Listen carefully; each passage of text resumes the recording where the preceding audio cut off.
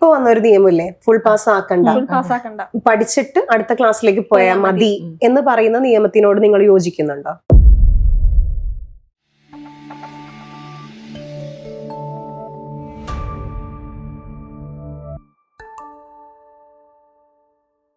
യോജിക്കുന്നുണ്ടോ എന്ന് ചോദിച്ചിട്ടുണ്ടെങ്കിൽ കോവിഡിന്റെ സമയം വന്നല്ലോ. ആ സമയം വന്ന ഒരു സമയത്ത് ഇപ്പൊ ഒരു 4ാം ക്ലാസ്സിലായിരുന്ന ഒരു കുട്ടിയായിരുന്നെങ്കിൽ ആ 4ാം ക്ലാസ് എന്ന് പറയുന്നത് കളിച്ച് നടക്കുന്ന ഒരു പ്രായമാണ്. പിന്നെ കോവിഡ് കഴിഞ്ഞ് ഒരു 5, 6, 7 എനിക്ക് തോന്നുന്നു 2 വർഷം അല്ലേ ഓൺലൈൻ ക്ലാസ് ഉണ്ടായിരുന്നുള്ളൂ. 7ാം ക്ലാസ്സിലേക്ക് എത്തിയപ്പം സ്കൂളിൽ ആ കുട്ടി കുറച്ചും കൂടെ വലുതായി. പക്ഷെ അവന് ആ സ്കൂൾ എക്സ്പീരിയൻസ് ചെയ്യാൻ പറ്റിയിട്ടില്ല. ആ സമയത്ത് ഒരു ഗ്രോത്ത് ഉണ്ടല്ലോ, അക്ഷരങ്ങള് നമ്മള് മര്യാദയ്ക്ക് കൂട്ടി എഴുതി, അല്ലെങ്കിൽ ഒരു വിവരണം എഴുതി, ഒരു കഥ മനസ്സിലാക്കി, ഒരു ആസ്വാദന കുറിപ്പ് എഴുതി, ആ ഒരു ടൈമൊന്നും അന്നത്തെ ആ കുട്ടികൾക്ക് കിട്ടിയിട്ടില്ല. അപ്പൊ അവിടെ ഒരു കോവിഡ് സമയത്ത് ലാഗടിച്ച കുട്ടികള് പിന്നെ അവരുടെ ജീവിതത്തില് വീണ്ടും ഒന്നേന്ന് പഠിച്ചു തുടങ്ങാൻ ഭയങ്കര ബുദ്ധിമുട്ടാണ്. അത് എല്ലാ കുട്ടികളെയും ബാധിച്ച കാര്യമാണ്. ഈ ലോകത്ത് തന്നെ വേണമെങ്കിൽ പറയാൻ എല്ലാവരെയും ബാധിച്ച കാര്യമാണ്. കാരണം നമുക്ക് ആ ഒരു വ്യത്യാസം ശരിക്കും മനസ്സിലാവും. കാരണം പിന്നെ ഈ ഓൺലൈൻ ആയതുകൊണ്ട് തന്നെ ഫോണും ടാബും ഒക്കെ യൂസ് ചെയ്തിട്ടാണല്ലോ അതിന്റെ ഒരു ഇതും കൂടിയിട്ടുണ്ടല്ലോ. അതിന്റെ പുറമെ സൈഡ് എഫക്ട് ഇപ്പോ അനുഭവിക്കുന്നുണ്ട്. മാത്രമല്ല ആ 2 കൊല്ലത്തെ ആ ഒരു സംഭവം ശരിക്കും എല്ലാ കുട്ടികളെയും ഒരേപോലെ ബാധിച്ച കാര്യം. അപ്പം ഒന്നും അറിയാത്ത ഒരു കുട്ടി 9ാം ക്ലാസ്സിൽ പോകുന്നത്, 10ാം ക്ലാസ്സിൽ പോകുന്നത് അവന്റെ ഭാവി എഫക്ട് ചെയ്യുന്നുണ്ട്. അപ്പം ഇത്തിരി അറിഞ്ഞിട്ട് പോകുന്നതാണ് നല്ലത്. പക്ഷെ അവന് ജസ്റ്റ് പാസിനുള്ള കഴിവ് മതി എന്നുണ്ടെങ്കിൽ അവൻ പാസ്സാവുന്നത് തന്നെയാണ് നല്ലത്. അതായത് ഈ പാസ്സാക്കുക എന്നുള്ള ലക്ഷ്യം എന്ന് പറഞ്ഞു കഴിഞ്ഞാൽ കുട്ടികൾ ഡ്രോപ്പ് ഔട്ട് ആവാതിരിക്കുക. പണ്ടത്തെ കാലത്ത് എന്ന് പറഞ്ഞു കഴിഞ്ഞാൽ ഒരാളും ഭയങ്കര അധികം ഡ്രോപ്പ് ഔട്ട്സ് ആയിരുന്നു അല്ലെ. ഇന്ന് ഡ്രോപ്പ് ഔട്ട്സ് ഇല്ല. അപ്പൊ ഈ ഡ്രോപ്പ് ഔട്ട്സ് ഇല്ലാതിരിക്കണം, കുട്ടികൾക്ക് എന്താ പറയാ ബേസിക് ആയിട്ടുള്ള വിദ്യാഭ്യാസം കിട്ടണം, ഭക്ഷണം കിട്ടണം അല്ലെ, ന്യൂൺ മീല്. ഈ ന്യൂൺ മീലൊക്കെ കൊണ്ടുവന്നതിന്റെ ഒരു മെയിൻ കാരണം തന്നെ ഈ ഡ്രോപ്പ് ഔട്ട്സ് ഒഴിവാക്കാൻ വേണ്ടിയിട്ടാണ്, കഴിക്കാൻ വേണ്ടിയാണ് സ്കൂളിൽ പോകുന്നത്. കാരണം വിശപ്പടക്കാൻ ഫുഡില്ലല്ലോ. അതെ, അതിനൊരുപാട് കാരണങ്ങളുണ്ട്. ഇപ്പൊ ന്യൂട്രീഷൻ, എല്ലാ കുട്ടികൾക്കും പോഷകാഹാരക്കുറവില്ലാതെ നല്ല രീതി നല്ലൊരു ജനറേഷനെ വാർത്തെടുക്കുക എന്നുള്ള മൈൻഡിലൊക്കെയാണ് കുറെ പദ്ധതികളൊക്കെ വന്നിരിക്കുന്നത്. വളരെ നല്ല കാര്യങ്ങളും കുറെ കാര്യങ്ങളൊക്കെ പറഞ്ഞപ്പോ എനിക്ക് ഓർമ്മ വന്നൊരു കാര്യം പറയാം. ഇന്നലെ വന്നൊരു സംഭവം ഉണ്ട്. അതായത് സ്കൂൾ ഇനി തുടങ്ങി കഴിഞ്ഞാല് 2 ആഴ്ചത്തേക്ക്, ഒരാഴ്ച 10 ദിവസത്തേക്ക് നമുക്ക് ആരോഗ്യം, നിയമം, അതുപോലെ തന്നെ സോഷ്യൽ മീഡിയ, ഇൻഫ്ലുവൻസ്, ഇങ്ങനെ കുറെ സംഭവങ്ങളെ കുറിച്ചുള്ള ഒരു ബോധവൽക്കരണത്തിന്റെ ക്ലാസ്. നല്ല കാര്യമാണ്. അപ്പുറത്തെ വീട്ടിലെ കുട്ടി പറയാ 10 ദിവസത്തേക്ക് നിന്റെ ഇരിക്കും, ഞാൻ മൂടില്ല. അത് പറഞ്ഞപ്പോഴാണ് ഞങ്ങക്ക് പണ്ട് +2 ആയിരിക്കുന്ന സമയത്ത് പരീക്ഷ ആവുമ്പോ നമുക്ക് കൗൺസിലിംഗ് തരുമല്ലോ. എന്ന് വെച്ചാല് പരീക്ഷ പേടി അകറ്റാൻ. അപ്പം ഞങ്ങൾ ഇതേപോലെ കൗൺസിലിംഗ് ചെയ്യാനായിട്ട് ആൾക്കാർ വന്നു. അപ്പൊ ഞങ്ങളൊരു ടീച്ചർ പറയാണ്, പരീക്ഷയെ കുറിച്ച് ഒരു പേടിയില്ലാത്ത പിള്ളേർക്ക് കൗൺസിലിംഗ് കൂടെ ചെയ്തിട്ടുണ്ടെങ്കിൽ തീരെ പഠിക്കൂല. അത്രയും നല്ല കുട്ടിയല്ല. കുറച്ച് പേടി നല്ലതാ. കാര്യം എന്താ വെച്ചാൽ ഭയങ്കരമായിട്ട് അത് ആവരുത് എന്നുള്ളത്. എന്തായാലും നമ്മളിപ്പോ നമ്മൾ ഇവിടെ ഇരുന്ന് സംസാരിക്കുന്നതിന് മുമ്പ് നമ്മുടെ പേടി എന്തായിരുന്നു നമുക്കറിയാം. അപ്പൊ ഞാൻ ചെറിയ കുട്ടികളെ ഒരു എക്സാം എഴുതാൻ പോകുമ്പോ എന്തായാലും നമ്മളാണെങ്കിൽ ഇപ്പൊ ഒരു എക്സാം എഴുതാൻ പോകുമ്പോ നമുക്ക് പേടിയല്ലേ. അത് ചെറുതായിട്ടുണ്ടാകുന്നത് നല്ലതാ. കൂടുതലാവരുത്. 2 പേടിയുണ്ടല്ലോ. എന്താണ്, ഡിസ്ട്രെസ്സും ഉണ്ട്, ശരിക്കുള്ള സ്ട്രെസ് ഉണ്ട്. എന്ന് വെച്ചാല് നമ്മള് പരീക്ഷ തോക്കൂന്ന് വിചാരിച്ച് പേടിക്കുന്നത് നല്ലതാണ്, എന്നാലേ പഠിക്കുള്ളൂ. പേടിയില്ലെങ്കിൽ നമ്മൾ പഠിക്കില്ല, തോക്കും. പേടി നല്ലതാണ് അല്ലേ? അതെ അതെ. പക്ഷെ ഈ തോക്കും എന്ന് പറഞ്ഞപ്പോ ഞങ്ങള് കോളേജില്, ഞാൻ മഹാരാജാസിലാണ് പഠിച്ചത്, അവിടെ ഒരു ഫ്രണ്ട് ഉണ്ട്, പേര് പറഞ്ഞാൽ ചിലപ്പോ അവൻ തല്ലും. അപ്പൊ അവന്, നമുക്ക് ഫസ്റ്റ് ഇയറിലാണല്ലോ ഇംഗ്ലീഷ് ഉണ്ടാവുക, പിന്നെ മെയിൻ ആയിരിക്കും ഫസ്റ്റ് ഇയറിൽ. അവനിപ്പോ അവന്റെ കയ്യില് മറ്റേ ഇംഗ്ലീഷിന്റെ കമ്മ്യൂണിക്കേറ്റീവ് ഇംഗ്ലീഷിന്റെ ഒരു ബുക്ക് ഉണ്ടാവും, ഫോണറ്റിക്സ് ഇവിടെ വെച്ചിട്ട് രാവിലെ. അല്ലല്ല, ഞാൻ ഇക്കണോമിക്സ് ആണ്, സബ് ലാംഗ്വേജാ, ഞാൻ ഇക്കണോമിക്സാ. പക്ഷെ അവന്റെ കയ്യില് അവൻ ക്ലാസ്സിലോട്ട് കൊണ്ടുവന്ന ബുക്ക് കമ്മ്യൂണിക്കേറ്റീവ് ഇംഗ്ലീഷിന്റെയാ. രാവിലെ വന്ന് ക്ലാസ്സിലിരിക്കും, ഫസ്റ്റ് പീരീഡ് അറ്റൻഡ് ചെയ്യും, പിന്നെ ഇവൻ ലൈബ്രറിയിൽ പോകും, ഒരു 7 പത്രങ്ങളെ ഇവൻ വായിക്കും. ഇംഗ്ലീഷ് പത്രം, ഇംഗ്ലീഷിനല്ല എല്ലാ പത്രവും വായിക്കും. 3 കൊല്ലം ഇവന്റെ കക്ഷത്തില് ഫസ്റ്റ് ഇയറിലെ ബുക്കായിരുന്നു. പക്ഷേ നമ്മുടെ കൂട്ടത്തില് ആൺകുട്ടികൾക്ക് സപ്ലി ഇല്ലാതെ രക്ഷപ്പെട്ട ഒരേ ഒരാളവനാ. അത് നമുക്ക് ചില്ലറ കാര്യമല്ല. അത് അവന്റെ നോളജ് എന്ന് പറയുന്നത് ചിലപ്പോൾ ക്ലാസ് റൂമിൽ നിന്ന് കിട്ടിയതായിരിക്കാം, പത്രം വായിച്ചിട്ട് കിട്ടിയതായിരിക്കാം, ഇപ്പൊ നേരത്തെ പറഞ്ഞ ഒരു ഒബ്സർവേഷൻ സ്കില്ലിലൂടെ കിട്ടിയതായിരിക്കാം. അപ്പൊ ഇതാണ് ഈ ബുക്ക്. അവന്റെ കയ്യിൽ ഒരു ബുക്ക് ഞാൻ ഇതുവരെ കണ്ടിട്ടില്ല.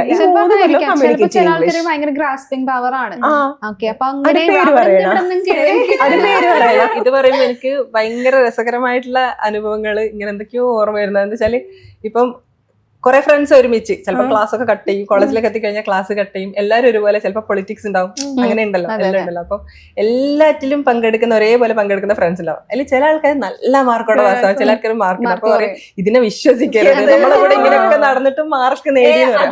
എല്ലാ ഉടായ്പിനും നടന്നിട്ട് ഒരു ചങ്കില്. അതായത് അവർ ഈ പറഞ്ഞ പോലെ ഗ്രാസ്പിംഗ് പവർ, അവർ ക്ലാസ്സിൽ ചിലപ്പോൾ നന്നായിട്ട് ശ്രദ്ധിക്കുന്നു. ഇനി ക്ലാസ് കട്ട് ചെയ്താലും മേ ബി അവർക്ക് അത് പെട്ടെന്ന് ക്യാച്ച് ചെയ്യാനുള്ള, എക്സാമിന് ജസ്റ്റ് ഒന്ന് നോക്കിയാൽ മാത്രം മതിയാവും. പക്ഷെ എനിക്ക് ഈ ഒരു ചിത്തപ്പേരുണ്ട്. അവരെന്റെ അടുത്ത് രശ്മി ഇതിന്റെ ഡെഫിനിഷൻ പറഞ്ഞു, എനിക്ക് അങ്ങനെ ഡെഫിനിഷൻ പറഞ്ഞു കൊടുക്കാൻ അറിയില്ല.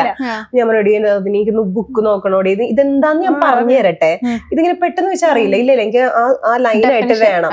അപ്പൊ ഞങ്ങളുടെ കൂട്ടത്തിൽ സനീറ എന്ന് പറഞ്ഞിട്ടുണ്ട്, അത് കാണാണ്ട് കൃത്യമായിട്ട് പറയും. മാർക്ക് വരുമ്പോ എന്താ എനിക്ക് മാർക്കുണ്ടാവും. ഇത് പറഞ്ഞപ്പോഴാണ് എന്റെ ഒരു എക്സ്പീരിയൻസ് ഷെയർ ചെയ്യാം. എന്ന് വെച്ചാൽ നല്ല എക്സ്പീരിയൻസ് ആണോന്ന് വെച്ചാൽ എന്താ വെച്ചാൽ പഠിപ്പിച്ചിട്ടും ടീച്ചറാണ് ഇരിക്കുന്നത്, ടീച്ചർക്ക് അത്ര പിടിക്കില്ല എന്നാലും പറയാം. എന്ന് വെച്ചാൽ എല്ലാവരും ചെയ്തിട്ടുണ്ടാവും.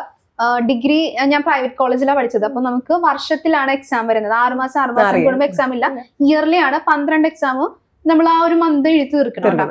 അപ്പൊ ഏത് എക്സാം ആണെന്ന് എനിക്ക് ഓർമ്മയില്ല. പൊതുവെ ഞാൻ കുത്തിയിരുന്ന് പഠിക്കില്ല, ആവശ്യമുള്ള പോയിന്റ്സ് മാത്രം പഠിക്കുള്ളൂ. അപ്പൊ ഇതുപോലെ എക്സാം തുടങ്ങാൻ ഒരു 10-20 മിനിറ്റ് ഉണ്ട്. അപ്പൊ എന്റെ ഫ്രണ്ട് വന്ന് ചോദിച്ചു, നീ പഠിച്ചാ? ഞാൻ പറഞ്ഞു ഇല്ല. എന്തെങ്കിലും അറിയാം? കുറച്ച് പോയിന്റ്സ് ഒക്കെ അറിയാം. അപ്പൊ ഞാൻ നോക്കുമ്പോ വെച്ചാല് എല്ലാവരും ബെഞ്ചുമേൽ ഇരുന്ന് ഇങ്ങോട്ട് എഴുത്. അപ്പൊ മഹാരാജാസിലാണ് ഞാൻ എക്സാം എഴുതാൻ വന്നേക്കണം. അവര് എനിക്ക് ഒരു വലിയ ഓഡിറ്റോറിയം പോലത്തെ ഒരു ഹോൾ ഉണ്ട്, അവിടെയാണ്. അപ്പൊ എന്റെ ഫ്രണ്ട് പറഞ്ഞു, എടി എന്നാ നീ ഒരു കാര്യം ചെയ്യ്, പോയിന്റ്സ് നിനക്കറിയാലോ എഴുതിയിടാൻ പറഞ്ഞു. എന്നുവെച്ചാൽ പോയിന്റ്സ് ഉണ്ടെങ്കിൽ ഞാൻ എഴുതും. എന്നുവെച്ചാൽ എനിക്ക് അങ്ങനെ വിവരിച്ചെഴുതാൻ പറ്റും. ഞാൻ എന്ത് ചെയ്തു, പോയി ഇരുന്ന് എഴുതി, പോയിന്റ്സ് മാത്രം എഴുതി വെച്ചിട്ടോ. ഹോൾ ടിക്കറ്റ് എടുത്തപ്പോൾ ടീച്ചേഴ്സ് വന്ന് ബാഗ് പുറത്ത് വെക്കാൻ പറഞ്ഞ് ഹോൾ ടിക്കറ്റ് എടുത്ത് അകത്ത് കയറാൻ വന്ന് ഹോൾ ടിക്കറ്റ് ഒക്കെ എടുത്ത് വന്നിരുന്നപ്പോഴാണ് ഞാൻ നോക്കുന്നത് എന്റെ സീറ്റ് പുറകിലത്തെ ബെഞ്ചിൽ. എനിക്ക് ഒരു വിഷമം. എന്നാലാ മുമ്പിലിരിക്കണവനോ ആ പേപ്പർ കിട്ടിട്ട് അതുപോലെ വെച്ചോണ്ടിരിക്കണം. ഞാൻ പറഞ്ഞു അതെങ്കിലും ഇതേപോലത്തെ ഒരു സംഭവം ഞങ്ങൾക്ക് ഉണ്ടായിട്ടുണ്ട്. +2 കമ്പ്യൂട്ടർ എക്സാം നടക്കുവാണ്. അപ്പൊ എല്ലാവരും, എനിക്ക് കോപ്പി അടിക്കുന്നത് ഇഷ്ടമല്ല കേട്ടോ, എനിക്ക് ഇഷ്ടമല്ല. ഞാൻ കോപ്പി അടിക്കില്ല. ഞാൻ കോപ്പി അടിച്ചിട്ടില്ല, പക്ഷെ നമ്മൾ ഈ സ്കെയിലൊക്കെ വെച്ച് ഇങ്ങനെ തോണ്ടും. ഒന്നിന്റെ ആൻസർ എനിക്ക് കോപ്പി അടിക്കാൻ പേടിയാണ്, എനിക്കറിയില്ല. അല്ല എനിക്ക് പേടിയാണ്. നമ്മളിങ്ങനെ ചില പെൺകുട്ടികൾ ഇങ്ങനെ ഉണ്ട് ബിറ്റൊക്കെ വെച്ച് ഇങ്ങനെ എഴുതണം. പക്ഷെ അത് കാണുമ്പോ കൊതിയാണ്, പക്ഷെ നമുക്കറിയില്ലല്ലോ, ആ സ്കില്ലില്ലല്ലോ നമുക്ക്. ഇത് ഈ +2 ഞാൻ കൊമേഴ്സ് ആയിരുന്നല്ലോ. അപ്പൊ ഷോൾ അന്ന് എല്ലാരും ഞാൻ നോക്കുമ്പോ ഷോളൊക്കെ ഇട്ട് വന്നേക്കുവാ. കോട്ടായിരുന്നു അന്നത്തെ യൂണിഫോം, പക്ഷെ അന്ന് അവര് ബുധനാഴ്ചത്തെ യൂണിഫോം ഇട്ടേക്കാം. നോക്കുമ്പോ എന്താ ഷോളിന്റെ ഇടയിലൊക്കെ ഇരുന്ന് എഴുതി വെച്ചേക്കുവാ. അപ്പൊ 2 മറ്റേ സ്ലിപ്പർ ഇല്ലേ വെള്ള, അതിലിരുന്ന് സജീർ ഇരുന്ന് എഴുതുക. അയ്യോ എന്റെ പേരൊക്കെ പറഞ്ഞില്ല. ഞാൻ അങ്ങോട്ടും ഇങ്ങോട്ടും നടക്കുന്നുണ്ട്. അപ്പൊ പേര് വിളിക്കുന്നതിനനുസരിച്ച് എഴുതണം. ഫുൾ 2 ചെരുപ്പ് ഫുൾ എഴുതി കഴിഞ്ഞു. എഴുതി കഴിഞ്ഞപ്പോഴാണ് ഞാൻ ഇവരോട് ചോദിച്ചത്, എടാ കമ്പ്യൂട്ടർ ലാബിൽ കയറുമ്പോ ചെരുപ്പ് പോകാറുണ്ട്. നിനക്ക് എഴുതി തുടങ്ങിയപ്പോ പറയാതില്ലേ, ചിന്തിച്ചില്ല. കമ്പ്യൂട്ടർ ലാബിൽ കയറുമ്പോ ചെരുപ്പ് കൊടുക്കണം, അത് മുഴുവൻ എഴുതി കഴിഞ്ഞു. അപ്പൊ അങ്ങനെ കൊറേ തമാശകൾ ഉണ്ടല്ലോ. ഞാന് കോപ്പി അടിക്കില്ല, പക്ഷെ +2 എനിക്കൊരു അബദ്ധം പറ്റിയിട്ടുണ്ട്. സംഭവം എന്താ വെച്ചാൽ, അബദ്ധമല്ല, സംഭവം എന്താ വെച്ചാല് കോപ്പി അടിക്കില്ല, ഒരാൾക്കും കാണിച്ചും കൊടുക്കില്ല, ആ ടൈപ്പാ. ഞാൻ പ്രവീണ് മാത്രമേ കാണിച്ചു കൊടുക്കില്ല, ചോദിക്കില്ല, പ്രവീണ് കാണിച്ചു കൊടുക്കും. അപ്പോ ഒരു ദിവസം ഇങ്ങനെ ഇരിക്കുമ്പം നമ്മള് സയൻസ് ആണെങ്കിലും ഹിന്ദി എടുത്ത ആൾക്കാരും മലയാളം എടുത്ത ആൾക്കാരും, ഞാൻ മലയാളം എടുക്കുള്ളൂ, അത് അങ്ങനെയാണ് അന്നും ഇന്നും. അപ്പം ഹിന്ദിയിലെ ഒരു ചെക്കൻ ഉണ്ടായിരുന്നു, നല്ല കമ്പനിയുള്ള ഒരു ചെക്കനാ.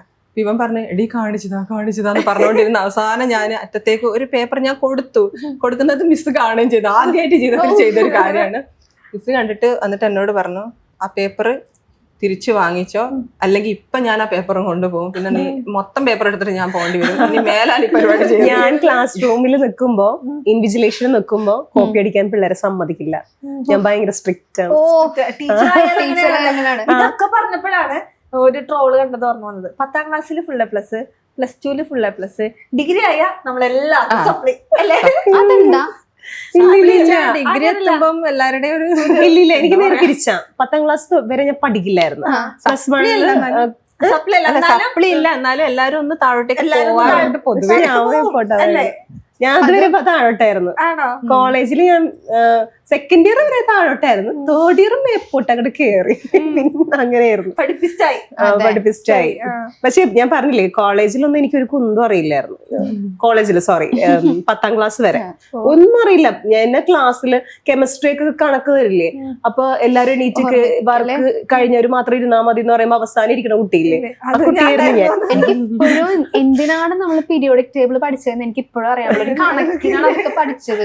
എന്നിട്ട് അതുകൊണ്ട് അല്ല, അങ്ങനെ നോക്കുകയാണെങ്കിൽ നമ്മള് മാത്സിൽ പല സംഭവം, പക്ഷെ അതുമായിട്ട് റിലേറ്റഡ് ആയിട്ടുള്ള വർക്കൊക്കെ ചെയ്യുന്നപ്പോ സൈൻ തീറ്റ കോസ് തീറ്റ ഒക്കെ അങ്ങനെയുള്ള സംഭവങ്ങള് ഈ എഞ്ചിനീയറിംഗ് ഒക്കെ പഠിച്ച ആൾക്കാർക്ക് ഉപകാരപ്പെടുന്നൊക്കെ കേട്ടിട്ടുണ്ട്. എനിക്ക് അതിനെ കുറിച്ച് അറിയില്ല. അതുപോലെ എക്സിന്റെ വാല്യൂ കാണുന്ന ഒരു പരിപാടി ഉണ്ടല്ലോ, എക്സും വൈയും ഇപ്പൊ അറിയാം, പഠിപ്പിച്ച് നമ്മള് ടീച്ചർ ആകുമ്പോ നമ്മളെല്ലാം പഠിക്കുമല്ലോ. എക്സിന്റെ വാല്യൂ എക്സിന്റെ വാല്യൂ ആണെങ്കിൽ നമ്മള് വേറെ കല്യാണം അറിയാൻ പറ്റും. ഗ്രേറ്റർ ദാൻ ആണോ ലെസ്സർ ദാൻ ആണോ? എക്സിന് വാല്യൂ നമ്മൾ കൊടുക്കുന്നില്ല, ഒരു വാല്യൂ നമ്മൾ കൊടുക്കുന്നില്ല. I don't like to. അതെ, എനിക്ക് പുറകോട്ട് പോകുന്ന ഇഷ്ടം, എനിക്ക് മുമ്പോട്ട് പോകുന്ന ഇഷ്ടം. എക്സിന്റെ വാല്യൂനെ കുറിച്ച് നിനക്ക് എന്താ പറയാനുണ്ടോ നെഹ്റുവിന്? എക്സിന്റെ വാല്യൂനെ കുറിച്ച് എന്തോ പറയാനുണ്ടല്ലോ. പറഞ്ഞല്ലോ, അതില്ലാത്തൊന്നും കൂടി പറഞ്ഞു. അതെ, എക്സിന്റെ വാല്യൂ അറിയണമെങ്കിൽ നമ്മൾ കല്യാണം കഴിക്കണം. അപ്പൊ നമുക്ക് മനസ്സിലാവും അത് ഗ്രേറ്റർ ദാൻ ആണോ ലെസ്സർ ദാൻ ആണോ എന്ന്. അത് ശരിയാ, സംഭവം ഉണ്ടോ? എന്താ പറഞ്ഞതെന്ന് വെച്ചാല് ഈ SSLC എന്ന് പറഞ്ഞിട്ട് കുട്ടികളെ ഇട്ട് പ്രഷറൈസ് ചെയ്യണ സംഭവം അങ്ങോട്ട് നിർത്തണം എന്നുള്ളതാണ്. പിന്നെ അതുപോലെ തന്നെ പാരന്റ്സ് മനസ്സിലാക്കേണ്ടത് അത് പ്രസ്റ്റീജ് ഇഷ്യൂ അല്ല. കാരണം +1 +2 കഴിഞ്ഞിട്ട് അവര് പോകുന്ന മേഖലയിലാണ് അവരുടെ ഫ്യൂച്ചർ ഇരിക്കുന്നത്. ബേസിക് എഡ്യൂക്കേഷൻ ആണ് 10ാം ക്ലാസ് വരെ ഉള്ളതെന്നുള്ളത്. ചൈൽഡ്ഹുഡ് ആണ്, കുട്ടികളെ ചൈൽഡ്ഹുഡ് എൻജോയ് ചെയ്യാൻ പാരന്റ്സ് സമ്മതിക്കുന്നില്ല. അതുപോലെ തന്നെ നമ്മുടെ എഡ്യൂക്കേഷൻ സിസ്റ്റവും കൂടി അത് മനസ്സിലാക്കുക. കാരണം 100% വിജയം വേണം. ഇപ്പോ കഴിഞ്ഞ വട്ടത്തെക്കാട്ടിയും 1% കുറവാണ്. നമുക്ക് 95% ഈ പ്രാവശ്യത്തെ SSLCയുടെ പ്ലസുകളും കഴിഞ്ഞ വർഷത്തിലും കുറവാണ്. അപ്പൊ അത് ആദ്യം എന്താ പറയാ, നമ്മളുടെ എഡ്യൂക്കേഷൻ സിസ്റ്റം മനസ്സിലാക്കുക, പഠിപ്പിക്കുന്ന ടീച്ചേഴ്സ് മനസ്സിലാക്കുക, പാരന്റ്സ് മനസ്സിലാക്കുക, ദെൻ കുട്ടികളോട് കൂടി പറഞ്ഞ് മനസ്സിലാക്കുക. പിന്നെ ചില കുട്ടികളുടെ അവസ്ഥ കണ്ടിട്ട് വിഷമം തോന്നിയിട്ടുണ്ട്. എന്താ വെച്ചാല് 1ാം ക്ലാസ് മുതലേ പാരന്റ്സ് ഇരുത്തി പഠിപ്പിക്കും. അതായത് കുട്ടികൾ ഭയങ്കര സ്മാർട്ടായിരിക്കണം എന്നുള്ളൊരു സംഭവം. എന്നിട്ട് പഠിക്കുന്ന കാര്യത്തിൽ മാത്രമല്ല, എന്ത് പെർഫോമൻസിന് അങ്ങനെ ഭയങ്കരമായിട്ടുള്ള രീതിയിൽ അങ്ങനെ ചെയ്ത് എന്റെ ഒരു ഫ്രണ്ടിന്റെ മോനെ കുറിച്ച് ഇങ്ങനെ പറഞ്ഞ സമയത്ത് 7ാം ക്ലാസ്സിൽ 8ൽ അങ്ങനെ എത്തിയപ്പം അവൻ സ്കൂളിൽ പോയാ മതി എന്നാ ഇപ്പൊ ഞാൻ ചിന്തിക്കുന്നതെന്ന് അവള് പറഞ്ഞത്. മനസ്സിലായോ? അപ്പൊ ഞാനിങ്ങനെ ആലോചിച്ചു, ആ കുട്ടി അത്രയും സ്മാർട്ടായിട്ട് അതിനെ എങ്ങനെ ഇഞ്ചക്ട് ചെയ്ത് സ്മാർട്ട് ആക്കിയതാണ്. അതും കൂടെ ആലോചിക്കണം. അപ്പൊ അത് വേറെ രീതിയിലേക്കാ വന്നത്. അതെ. അതേപോലെ സിനിമ കണ്ടിട്ട് പഠിക്കാൻ പറ്റണ്ട, അങ്ങനെ എന്തെങ്കിലുമൊക്കെ. ഇപ്പൊ പണ്ട് നമ്മൾ സമയത്തായിരുന്നു മറ്റേ ഹാപ്പി ഡേയ്സ്, മറ്റേ അതിലൊരു പാട്ടുണ്ടല്ലോ, മനസ്സിന് പറയില്ല. അതെ, ഓക്കെ. അപ്പൊ +2ന്റെ സമയത്ത് വന്നു ആ സിനിമ റിലീസ് ആവുന്നത്. അപ്പൊ ഞാൻ കൊമേഴ്സ് ആണ്. അപ്പൊ സയൻസിൽ എല്ലാ പിള്ളേരും എഞ്ചിനീയറിംഗ് ഓപ്റ്റ് ചെയ്തത് ഈ പാട്ട് കണ്ടിട്ടാണ്. അതൊരു അബദ്ധമായി പോയി എന്ന് എല്ലാരും പറയാറുണ്ട്. അല്ല, എഞ്ചിനീയറിംഗിന് പൊതുവെ അങ്ങനെ ഒരു ഇതുണ്ട്, പഠിച്ചിട്ട് വേറെ പല പരിപാടികളും. ഞാൻ അല്ല, അത് നല്ല രീതിയിൽ പോകുന്ന ആൾക്കാരുണ്ട്. അതായത് അത്രയും പാഷനേറ്റ് ആയിട്ട് ചെയ്യുന്ന ആൾക്കാരുണ്ട്. വെറുതെ പോയി ചേർന്നിട്ട് ഇപ്പം വേറെ ജോലികൾ ചെയ്യുന്ന ആൾക്കാരുണ്ട്. ഞാൻ അങ്ങനെ ഒരു സിനിമ കണ്ടേക്കണത് വിക്രമാദിത്യൻ അല്ല, ഞാൻ കുറച്ചുകൂടി ബാക്കോട്ട് പോവും. ക്ലാസ്മേറ്റ്സ് 7ാം ക്ലാസ്സിൽ പഠിക്കുമ്പോഴാണ് ക്ലാസ്മേറ്റ്സ് റിലീസ് ആവുന്നത്. അല്ലടാ, കോളേജ് അല്ല, മഹാരാജാസ് ലൈഫ് കിട്ടിയ ആളാണ് കേട്ടോ ഞാൻ. എനിക്ക് ആ സിനിമ കണ്ട അതിലെല്ലാ ക്യാരക്ടറിനെയും എന്റെ ഫ്രണ്ട്സ് ആണ്. സീരിയസ്ലി, ഞാനും അതിലൊരാളാണ്. എനിക്ക് കോളേജ് ലൈഫ് എക്സ്പീരിയൻസ് ചെയ്യാൻ പറ്റിയിട്ടില്ല. കാരണം ഞാൻ പ്രൈവറ്റ് കോളേജ് പഠിച്ചിരിക്കുന്നുണ്ട്. യൂണിഫോം ഇട്ടിട്ടാണ് ഞാൻ കോളേജിൽ പോയിക്കണത്. ഷിഫ്റ്റ് ആയിരുന്നു. അത് കാരണം +2 കോളേജ് ലൈഫായിട്ട് എനിക്കൊരു വ്യത്യാസം തോന്നിയിട്ടില്ല. ഞാൻ തകർത്തിട്ടുണ്ട്. പക്ഷെ കോളേജ് കിട്ടില്ലെങ്കിലും ഹോസ്റ്റൽ ലൈഫ് സൂപ്പർ ആയിട്ട് കിട്ടിയിട്ടുണ്ട് എനിക്ക്. കോവിഡ് ആണെങ്കിലും ഹോസ്റ്റൽ ലൈഫ് ഞങ്ങളുടെ കോളേജൊക്കെ നല്ല ഓർമ്മ. ഇത് പറഞ്ഞപ്പോഴാണ് ഞാനിങ്ങനെ 7ാം ക്ലാസ്സില് ക്ലാസ്മേറ്റ്സ് ഒക്കെ കണ്ടിട്ട് അതിലെ താരയാവണോന്നോ റസിയാവണോന്നോ. അപ്പൊ ആ സമയത്ത് തട്ടത്തിൻ മറയത്ത് ഇറങ്ങി. അപ്പൊ തട്ടിടുന്ന പിള്ളേരോട്, അതായത് 7ാം ക്ലാസ്സിൽ പഠിക്കുമ്പോഴാണ് ക്ലാസ്മേറ്റ്സ്, കോളേജിലേക്ക് കയറുമ്പോഴാണ് തട്ടത്തിൻ മറയത്ത് ഇറങ്ങുന്നത്.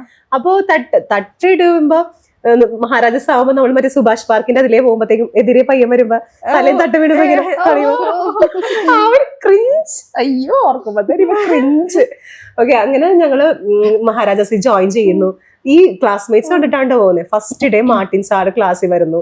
സാറിന്റെ ഫസ്റ്റത്തെ ഡയലോഗ് പല സിനിമകളും കണ്ടിട്ടായിരിക്കും നിങ്ങൾ ഇവിടെ വന്നിട്ടുണ്ടാവുക. അതല്ല എന്ന് പറഞ്ഞിട്ട് ആദ്യമേ കട്ട് ചെയ്ത്.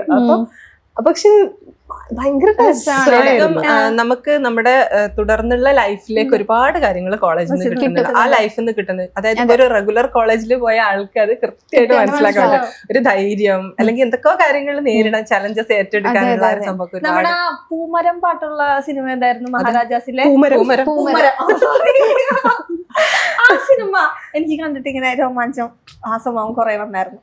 ശരിക്കും എല്ലാ കലോത്സവം ആ ഒരു ഇത് മറ്റേ സെന്റ് റീസാസും മഹാരാജാസും ഞാൻ സെന്റ് റീസാസിലും പഠിച്ചിട്ടുണ്ടല്ലോ. എന്നൊക്കെ പറഞ്ഞാല് ക്ലാസ്മേറ്റ്സിന്റെ തട്ട് താണതിന്റെ കിടക്കും. ക്ലാസ്മേറ്റ്സിന്റെ തട്ട് താണു. പാട്ടുകളൊക്കെ നല്ല അങ്ങനെ ഒരു ലൈഫായിരുന്നു അല്ലെ. കുറെ കുട്ടികൾ ഇപ്പൊ എന്റെ കുട്ടികളൊക്കെ പറയുന്നത് ഇപ്പൊ കൊറിയൻ ഡ്രാമ ഒക്കെ കണ്ടിട്ട് അത് എൻജോയ് ചെയ്യണം. അല്ലെങ്കിൽ ഇപ്പത്തെ കുട്ടികൾക്ക് കൂടുതലും പ്രണയം എവിടെ കിട്ടും. ഇപ്പൊ കുറെ ഗേൾസ് ഉള്ളി പഠിച്ച കുട്ടികൾ പ്രണയം ഇവിടെ എക്സ്പോസ് ചെയ്യാൻ പറ്റും, ഏത് സ്കൂളിൽ എക്സ്പോസ് ചെയ്യാൻ പറ്റും, അവിടെ സ്ട്രിക്റ്റ് ഇല്ലാത്ത ഏത് സ്കൂളാണ് അങ്ങനെ നോക്കിയാൽ അലോട്ട്മെന്റിന് വെക്കാൻ കുറെ കുട്ടികൾ പോയിട്ടുണ്ട്. അല്ല അത് സത്യമാണ്. ഒന്നാമത് നമ്മളെ കൗമാരപ്രായാണല്ലോ. കൗമാരപ്രായം നമ്മളെ കൺട്രോൾ ചെയ്യുന്നത് ഹോർമോൺസ് ആണ്. നമ്മളല്ല. പക്ഷെ നമ്മളും അങ്ങനെയൊക്കെ തന്നെ ആയിരുന്നില്ല. ഇന്നത്തെ കുട്ടികളെ കുറ്റം പറഞ്ഞിട്ട് കാര്യമുണ്ടോ? ഇല്ല. ഞാൻ ദേഷ്യം അതേപോലെ തന്നെ മടി ഒക്കെ ഉറക്കം ഫുൾ ടൈം കിടന്നുറങ്ങലാണ്. അതായത് 10ാം ക്ലാസ് വരെ ഞാൻ മിക്സിലാണ് പഠിച്ചുകൊണ്ടിരുന്നത്. Generation gap. അതെ. അപ്പോ എനിക്ക് +1 +2 കിട്ടിയത് ഗേൾസിലായിരുന്നു. അപ്പൊ എനിക്ക് പോകാൻ ഒരു പേടിയായിരുന്നു. എങ്ങനെയായിരിക്കും എന്നുള്ളൊരു എക്സ്പീരിയൻസ് അറിയില്ലല്ലോ. മിക്സഡ് പഠിച്ചിട്ട് നമ്മള് 10ാം ഗേൾസിലോട്ട് പോകുമ്പോ ഒരു ടെൻഷൻ ഉണ്ടായിരുന്നു. പക്ഷെ ഗേൾസ് പഠിച്ചു കഴിഞ്ഞപ്പോഴാണ് മനസ്സിലാവുന്നത് ഗേൾസ് ആണ്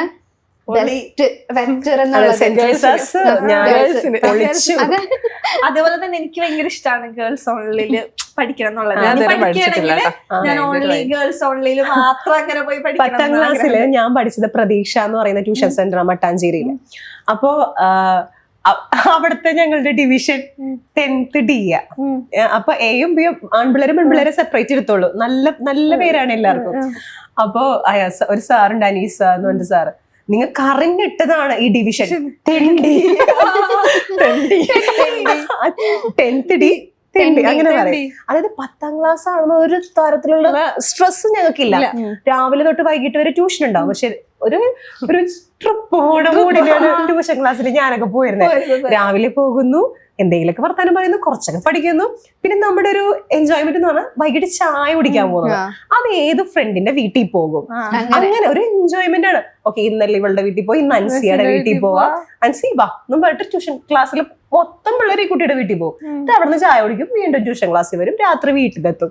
ഒരു ട്രിപ്പാണ്. പക്ഷെ 10ാം ക്ലാസ്സും എനിക്ക് തോന്നുന്നു എന്റെ 10th ക്ലാസ് വരെ ഞാൻ ഫ്രണ്ട്സ് ഉണ്ട് എന്നേ ഉള്ളൂ. അല്ലാണ്ട് ഭയങ്കര എൻജോയ് പഠിക്കും. ക്ലാസ്സിൽ ഞാൻ ഏറ്റവും കൂടുതൽ കമ്മ്യൂണിക്കേറ്റ് ചെയ്തിരുന്നത് ടീച്ചറായിട്ടാണ്.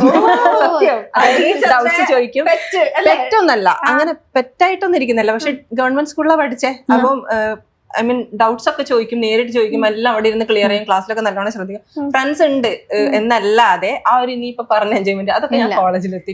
കുറച്ചുണ്ടായിരുന്നു. പിന്നെ കോളേജ് അതേപോലെ നൈറ്റ് ട്യൂഷൻ രാത്രിയായിരുന്നു. ഞങ്ങൾക്ക് ട്യൂഷൻ ഉണ്ടായിരുന്നു, 1:30 രാത്രി ട്യൂഷൻ. അപ്പൊ രാത്രിയാകുമ്പോ നമുക്ക് ചായയും ആ 50-50 ബിസ്ക്കറ്റ് ഉണ്ടല്ലോ അത് കിട്ടും. പിന്നെ ഇടയ്ക്ക് മോട്ടിവേഷൻ തരാനായിട്ട് ഒരാളെ കൊണ്ടുവന്ന് മോട്ടിവേഷൻ ക്ലാസ് തരും. അത് നല്ല രസമാണ്. അതേപോലെ തന്നെ നമ്മള് സ്റ്റഡി ലീവ് കിട്ടുമ്പോ ഫുൾ കമ്പയർ സ്റ്റഡി. അവിടെ ഇരുന്ന് കമ്പയർ സ്റ്റഡി പേര്. വർത്താനായിരിക്കും. അതുപോലെ +2 അതെ കമ്പയർ സ്റ്റഡി എന്ന് പറഞ്ഞ് കുറെ ദിവസം ക്ലാസ്സിൽ പോയിട്ട് നല്ല രസമായിരുന്നു. കമ്പയർ സ്റ്റഡി ആണോ നീ ഉദ്ദേശിച്ചത്? സ്റ്റഡി അല്ല, വേറെ എന്തൊക്കെയോ സ്റ്റഡി ഇല്ല. ഞാൻ പറയാം കമ്പൈൻ സ്റ്റഡി അല്ല, അവിടെ കമ്പയർ സ്റ്റഡി തന്നെ ആയിരിക്കും.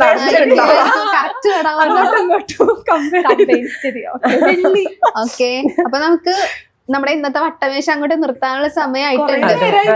പിന്നെ വേറൊരു കാര്യം കൂടി പറയാണ്ട്. ഇപ്പൊ നമ്മള് നമ്മള് പറഞ്ഞ് അവസാനിപ്പിക്കേണ്ട ഒരു കാര്യം എന്ന് വെച്ച് കഴിഞ്ഞാൽ, ഇപ്പൊ ഞാൻ പറഞ്ഞു 10ാം ക്ലാസ് വരെ ഞാൻ പഠിക്കില്ലായിരുന്നു. ഞാൻ ഒരു ബിലോ ആവറേജ് സ്റ്റുഡന്റ് ആയിരുന്നു.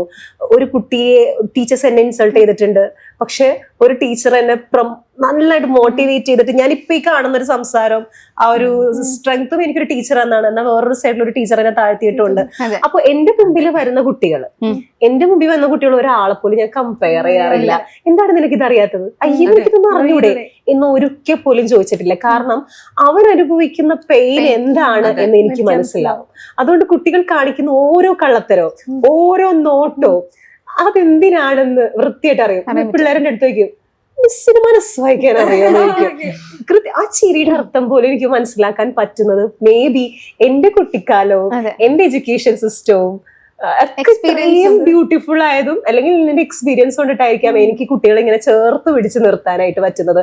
അവർക്കൊരു സ്ട്രെസ് കൊടുക്കാതെ അവർക്ക് എന്നെ ഭയങ്കര ഇഷ്ടമാണ്. കോപ്പി അടിക്കാൻ സമ്മതിക്കില്ല എന്നേ ഉള്ളൂ. പക്ഷെ പിള്ളേർക്ക് എന്നെ ഇഷ്ടപ്പെടാനോ അല്ലെങ്കിൽ അവരുടെ പ്രോബ്ലം സോൾവ് ചെയ്യാനും അവരുടെ കൃത്യമായ പ്രശ്നം എനിക്ക് എന്തുകൊണ്ട് മനസ്സിലാക്കാൻ പറ്റും എന്ന് എനിക്ക് തോന്നുന്നത് മേ ബി ഞാൻ ഇത്രയും പ്രശ്നത്തിലൂടെ ഒരു ബിലോ ആവറേജ് സ്റ്റുഡന്റ് ആയത് കൊണ്ടാവാം എനിക്കൊരു നല്ല ടീച്ചർ ആവാൻ പറ്റിയത്. പിന്നെ നമുക്ക് എമ്പതറ്റിക് ആവാൻ പറ്റിയാലും മതി, നമ്മള് മറ്റുള്ളവരെ കണ്ടുള്ള ഒരു സംഭവം ഉണ്ടല്ലോ. പിന്നെ വേറൊരു കാര്യം, ഇപ്പൊ ടീച്ചേഴ്സിനൊക്കെ ഐ മീൻ ഗവൺമെന്റ് സിലബസിലൊക്കെ പഠിപ്പിക്കുന്ന ഗവൺമെന്റ് അല്ല കേരള സിലബസിലൊക്കെ പഠിപ്പിക്കുന്ന ടീച്ചേഴ്സിനെ അവർക്കൊക്കെ ഒരുപാട് ട്രെയിനിങ്ങും കാര്യങ്ങളും കൊടുക്കുന്നുണ്ട്. പഠിപ്പിക്കുന്ന കാര്യത്തിൽ മാത്രമല്ല, കുട്ടികളോട് അങ്ങനെ സൈക്കോളജി ഒക്കെ റിലേറ്റഡ് ആയിട്ട് ഒരുപാട് കാര്യങ്ങൾ ചെയ്യുന്നുണ്ട്. പക്ഷെ എനിക്ക് തോന്നുന്നു അതൊക്കെ ഡിപ്പെൻഡ്സ് ഓൺ ദ പേഴ്സൺ.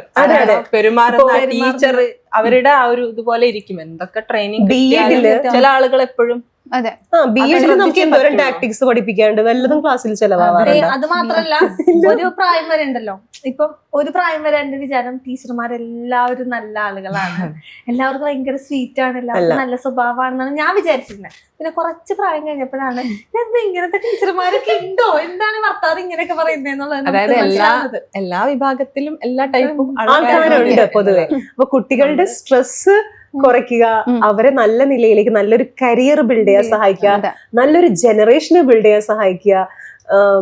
എന്താ പറയാ, അതാത് ക്ലാസ്സിന് വേണ്ട കരിക്കുലം ഇൻക്ലൂഡ് ചെയ്ത് വായിക്കാനും എഴുതാനും ഉള്ള ലോകത്തിലേക്ക് അവരെ കൊണ്ടുവന്ന് എനിക്ക് തോന്നുന്നു ഇനിയുള്ള ജനറേഷൻ അല്ലെങ്കിൽ ഇനി ഉള്ള ജനറേഷനിലെ പാരന്റ്സിന് എല്ലാവർക്കും അത്യാവശ്യം എഡ്യൂക്കേഷൻ ഉള്ളവർ തന്നെയാണ്. അപ്പൊ കുട്ടികളെ ചേർക്കുമ്പോ അവരാദ്യം രേഷ്മ പറഞ്ഞ പോലെ തന്നെ സിലബസ് എന്താണ് എന്നാണ് ശ്രദ്ധിക്കുക. അത് നമ്മൾ നോട്ട് ചെയ്ത് പറയേണ്ട ഒരു കാര്യം. കാരണം ഞാനിപ്പോ നീ പറഞ്ഞപ്പോഴാണ്, എനിക്കറിയില്ലായിരുന്നു, നീ പറഞ്ഞപ്പോൾ അത് ഒന്നും കൂടി നമ്മൾ എടുത്ത് കൺവേ ചെയ്യേണ്ട ഒരു കാര്യമാണ്. സിലബസ് എന്താന്ന് നോക്കുക, അത് നമ്മുടെ കുട്ടിക്ക് പറ്റോ ഇല്ലേന്ന് നോക്കുക, അതൊക്കെ ശ്രദ്ധിക്കേണ്ടത് പാരന്റ്സിന്റെ കടമയാണ്. അതിന്റെ കൂടെ തന്നെ ഒരു പോയിന്റും കൂടെ പറയാനുള്ളത് എന്താ വെച്ചാൽ, ഇപ്പോഴത്തെ ജനറേഷൻ ആണ് ഇനി വരുന്ന ജനറേഷൻ ആണ്. നമുക്കൊക്കെ എന്ന് വെച്ചാൽ ലൈഫിന്ന് ചെറുപ്പം മുതലേ കിട്ടുന്ന കുറെ കാര്യങ്ങളുണ്ട്, ഇവർക്ക് അതില്ല. അപ്പോ ലൈഫ് സ്കിൽസും കൂടെ കുറെ സ്കൂളിൽ നിന്ന് പഠിപ്പിക്കണം. ഒരുപാട് ചാലഞ്ചസ് ഒക്കെ ഏറ്റെടുക്കാനുള്ള ആ ഒരു സംഭവം അതേപോലെ തന്നെയാണ് കുറെ സൂയിസൈഡ് കേസുകൾ വരുന്നത്. ഇപ്പൊ 9ാം ക്ലാസ്സിലെ കുട്ടി സൂയിസൈഡ് ചെയ്തു, 6ാം ക്ലാസ്സിൽ പഠിക്കുന്ന കുട്ടി സൂയിസൈഡ് ചെയ്തു. അവരെ നമ്മളൊരു ബെറ്റർ പേഴ്സൺ ആക്കാൻ നോക്കാം, അവരെ സക്സസ് ആവാനായിട്ട് നമ്മൾ നോക്കണ്ട. അവര് ജീവിതത്തിൽ എങ്ങനെയായാലും അവർക്ക് ഇഷ്ടമുള്ള പോലെ ആവട്ടെ, ചെയ്യാനായിട്ട് നമ്മൾ പഠിപ്പിക്കുക, ബെറ്റർ പേഴ്സൺ ആക്കാനായിട്ട് നോക്കാം. ഒരു നല്ലൊരു ജനറേഷനെ വാർത്തെടുക്കുക.